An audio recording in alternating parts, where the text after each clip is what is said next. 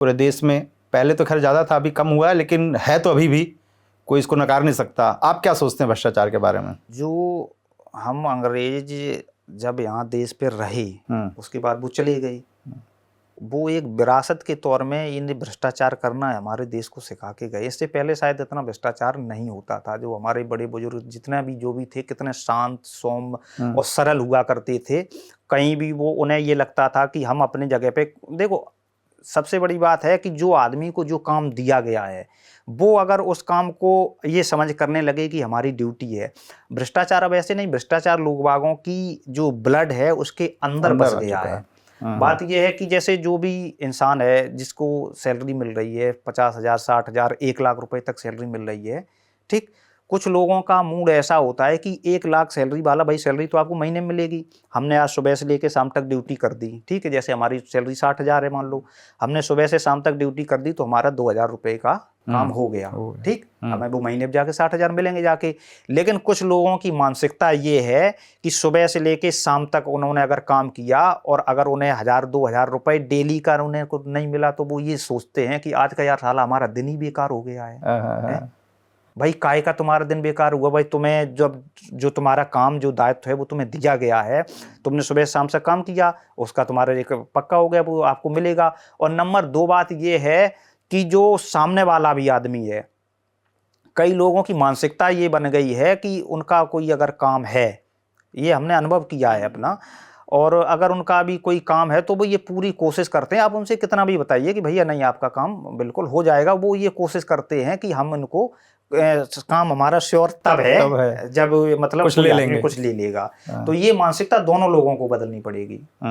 भाई हम भी हैं, हम भी नौकरी कर रहे हैं, ठीक है, हमें न कोई आज तक देने वाला आया ना हमने किसी से लिया, ठीक है, और बड़ा खुशी सम्मान से जी रहे हैं। जो सम्मान से जीने में, सम्मान से नौकरी करने में जो मजा है वो मजा कहीं नहीं, ठीक।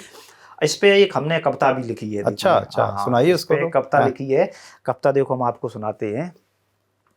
कि भ्रष्टाचारों पर चुप बैठी लगती दुनिया गूंगी बहरी, भ्रष्टाचारों पर चुप बैठी लगती दुनिया गूंगी बहरी, छल कपट मिलावट रग रग में दिखती ये विषदर सी जहरी, मानवता के ये भक्षक गिरगिट सा रूप दिखाते हैं, ये आदमखोर दरिंदे हैं पल पल मानवता खाते हैं। इन लोभी धूर्त जाहिलों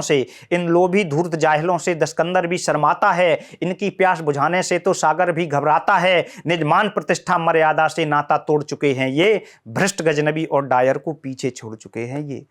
जो हमारे अंग्रेज आए थे उन्होंने सिर्फ अत्याचार किए थे अपने कुछ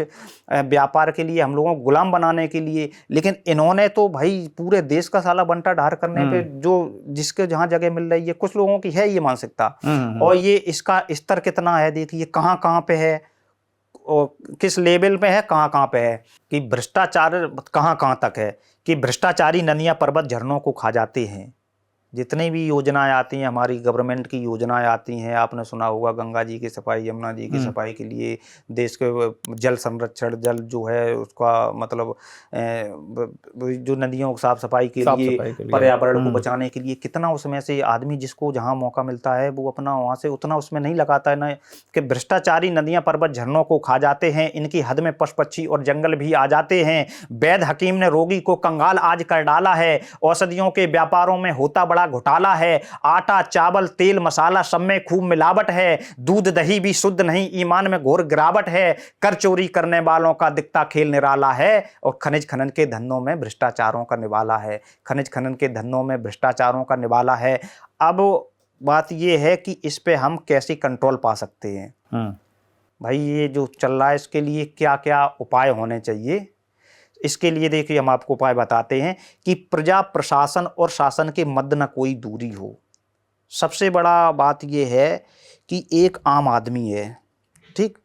आम आदमी को एक किसी अधिकारी से या किसी बड़े जो भी इस लेवल का कोई भी है उससे जो एक गैप है उनके बीच में, ठीक है, जैसे व्यक्तिगत ये होता ही है कि अगर कोई थाने में मोस्टली ज़्यादातर लोग आएंगे, ठीक है, वो पहले हमसे मिलेंगे,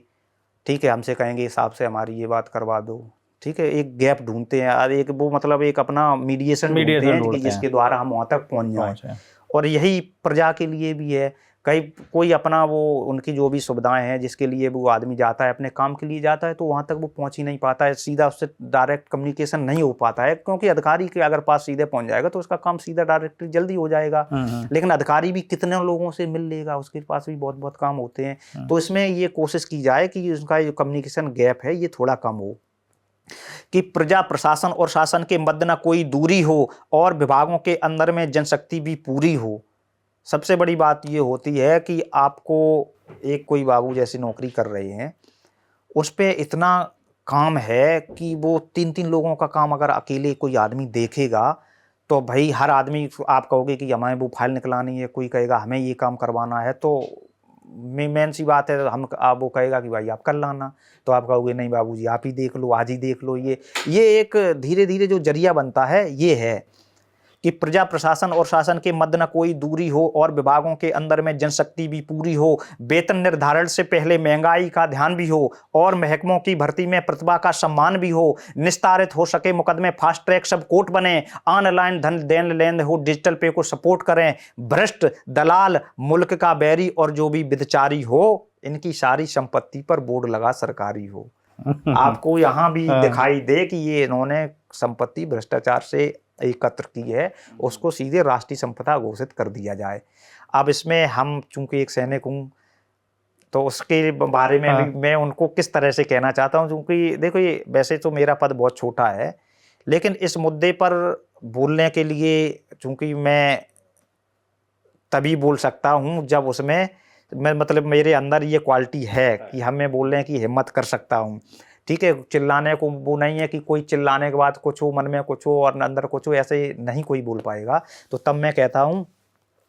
कि एक अदना सा कलमकार तन पर भी खाकी भी धारी है, एक अदना में कलमकार तन कर खाकी भी धारी है, जनगण हित की रक्षा करना मेरी जिम्मेदारी है, इन देशद्रोही जयचंदों के अपमान को धूल चटाऊंगा, इसीलिए मैं कविता को हथियार बनाकर गाऊंगा। धन दौलत के लालच में ईमान बेचना बंद करो, आंखें टकसी नजरों से इंसान देखना बंद करो, पद प्रभुता प्रलोभन ने तुमको कर डाला अंधा है, धिक्कार तुम्हारा जीवन तुमसे मानवता शर्मिंदा है, धिक्कार तुम्हारा जीवन तुमसे मानवता शर्मिंदा है। ये कुछ दिखा हमने भ्रष्टाचार पे लिखा है।